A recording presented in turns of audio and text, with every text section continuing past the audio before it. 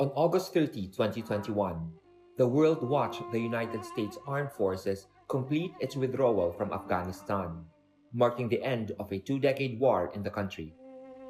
As Allied forces departed, Taliban insurgents seized power in Kabul, bringing the country back under their rule.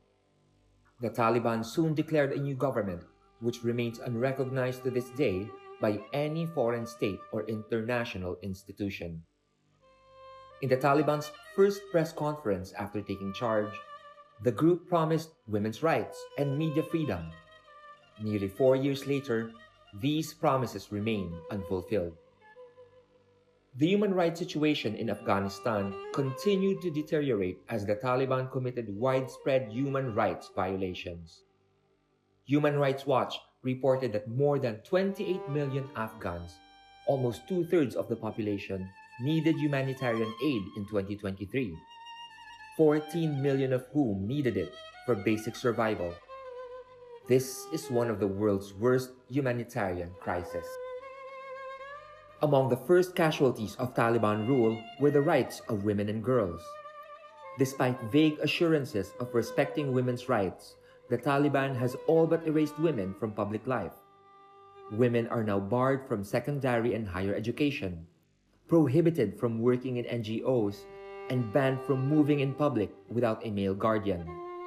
On International Women's Day in 2025, the Taliban declared that, quote, ensuring the dignity, honor, and Sharia-based entitlements of women remains a paramount priority for the Islamic Emirate, unquote. However, their lived realities say otherwise. Equally dismantled was media freedom, once held up by the Taliban as proof of a more moderate rule. In September 2021, the regime imposed restrictive new regulations on journalists, criminalizing content deemed contrary to Islam or insulting to national figures. Vague charges used to silence dissent. The result? Sweeping censorship. Since then, 43% of Afghan media outlets have shut down, and over two-thirds of the 12,000 journalists active in 2021 have left the profession. A culture of fear has taken root, crippling the press's ability to investigate, report, and inform. A 2023 UN report documented over 800 cases of extrajudicial killings, arbitrary arrests, and torture, including 218 extrajudicial deaths. Meanwhile, Reporters Without Borders' 2024 Press Freedom Index lists Afghanistan as one of the worst countries in the world for press freedom and journalist safety. The index ranks Afghanistan 178 out of 180 countries, a stunning fall from its 118th place in 2018. In this atmosphere of fear and erasure, journalism in Afghanistan has become more than a profession. It is a lifeline. Since the Taliban's return to power, Afghan journalists have defied the regime's information blackout by adopting hybrid journalism, operating from exile while relying on courageous staff and freelancers inside the country. From abroad, they are rebuilding media networks and breathing life into an alternative public sphere, ensuring that the stories of their people continue to be told despite efforts to silence them. Exiled media outlets have taken effective steps against the imposed silence by the Taliban, strengthening the culture of citizen journalism in the country. Some journalists and media support organizations argue that these exiled media outlets have demonstrated the power of freedom of expression against Taliban oppression and have created a conducive environment for the growth of citizen journalism. According to them, exiled media outlets have had successful experiences in countries where autocratic rule prevails.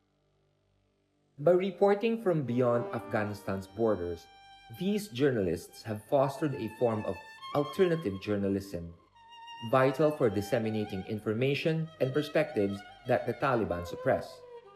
This includes online platforms, social media, and hybrid models that coordinate field reporting inside the country with editing and verification abroad.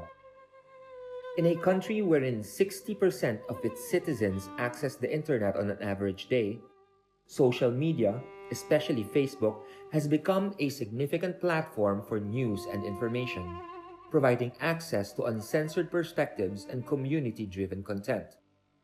Media outlets have likewise shifted to digital formats and established hybrid models, with reporters in-country and editors and fact-checkers abroad. To amplify female voices, women-led media initiatives have blossomed in radio stations and online platforms.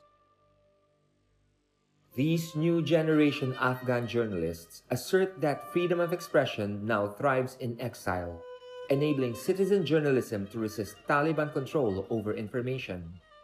Many of these journalists began their careers during the post-2001 media boom, a period when the United States and its allies invested heavily in Afghans' once vibrant press. Now, they operate with far fewer resources, under constant threat, not only to themselves, but to their families and sources still inside Afghanistan. This model has boosted the flow of independent news, giving citizens access to real-time updates. For them, reporting is not merely a right or profession. It is a dangerous and essential act of resistance.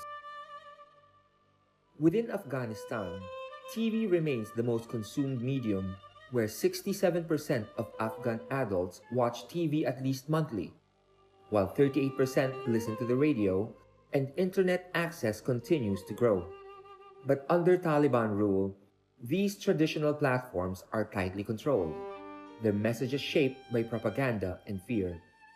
Exiled media have become the parallel lifeline, a conduit for truth that the Taliban cannot fully choke.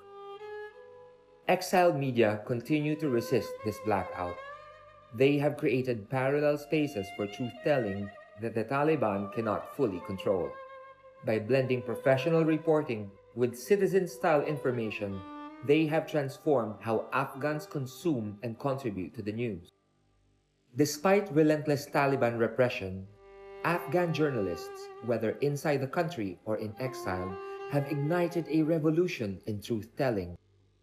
They persist in exposing realities, bearing witness, and challenging power even from thousands of miles away.